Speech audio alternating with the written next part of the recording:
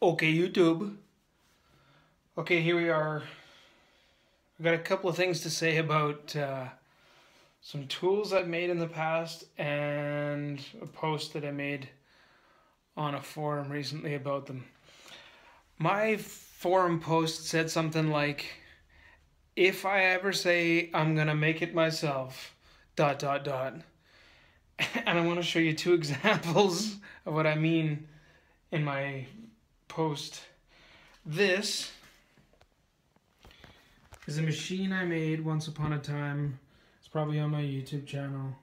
This is a grinder with a crown thing where I can actually do tracking. And there's a motor that pulls a pulley, and that pulls that, goes across this shaft to make it go over here. Tell you what, buy the machine, the proper grinder. This is great, saved me a couple of bucks, but I wasted so much time that I could have been making knives or things, or the razors that I set out to actually do, which is what started me in all this. Or this one, which makes great sense. It's a buffer polisher. What's wrong with that? Big waste of time. For the 80 bucks I could have spent getting a decent little machine, I got this sucker. And sooner or later that wood's gonna crack under there, and this wheel's kind of crooked, and that one's fine.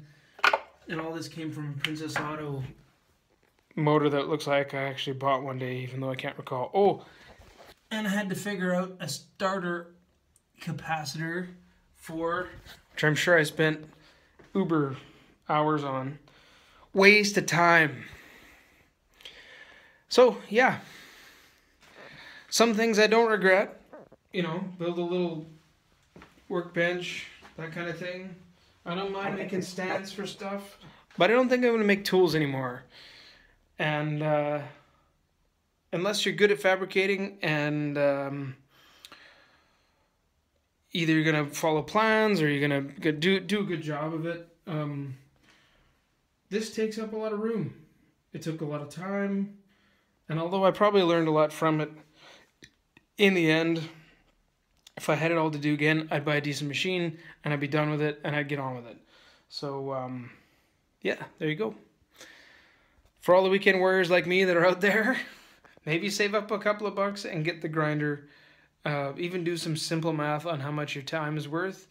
And once you start getting past 10 hours on a project, ask yourself a question. And time's something you'll never get back, but doubling down on wasted time is probably not a great plan. There you go.